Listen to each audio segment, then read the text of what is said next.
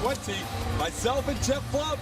Oh, I almost gave you a hug. I want to give you a hug. You complete me. Good to see you, buddy. Good to see you, too. Great job by Kevin Eschenfelder filling in this chair, and thank you to all the fans who have sent along their well wishes. Fortunately, I was able to finish up the health and safety protocol presented by MLB after testing positive for COVID. Glad to be back. Feel great, ready to go. And Blummer, what a way for us to kick off our season. Dodgers and Astros last half of the last decade have been as good as anybody. Yeah, these are the two best teams in the West, both the American League and National League, and we know they matched up in 2017. But if you take it all the way back to 2015 and figure out where they rank as far as wins, division titles, playoff wins, and All-Stars, guess who's 1 and 2 throughout those years from 2015? Dodgers and Astros.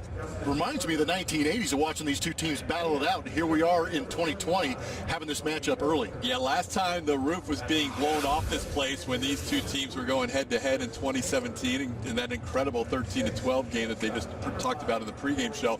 Now it's 2020. Unfortunately, the stadium's empty, but the teams have still played like you would expect. And with more on that, here's Julia Morales. Hey, welcome back. Hey, thanks, Julia. Thank you. I'm going to welcome you back in. It's good to have everyone back together.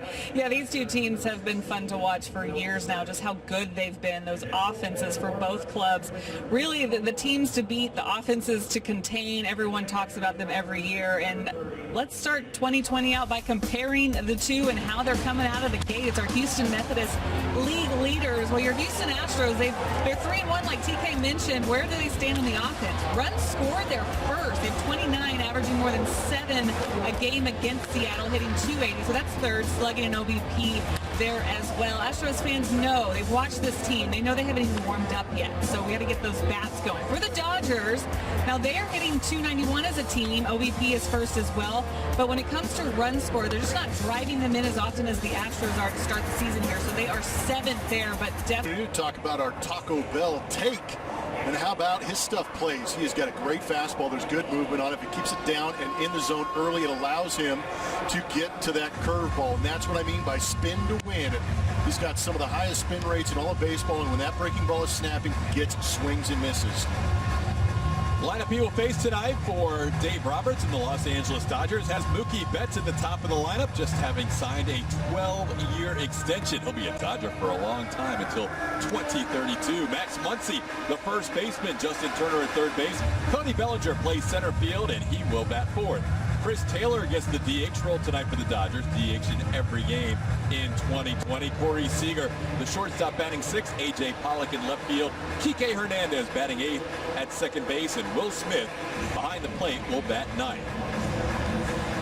Robert Valdez facing the Dodgers for the first time in his career. And he'll have this defense behind them. Michael Brantley, George Springer, Josh Reddick from left to right in the outfield. Alex Bregman and Carlos Correa on the left side of the infield.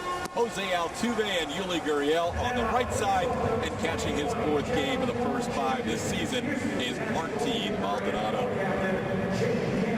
Bueller, Jose Altuve bats 2nd, Alex Bregman in the 3 spot. Michael Brantley off to a hot start, 7 for 15, 6 runs batted in. Yuli Gurriel hits 5th.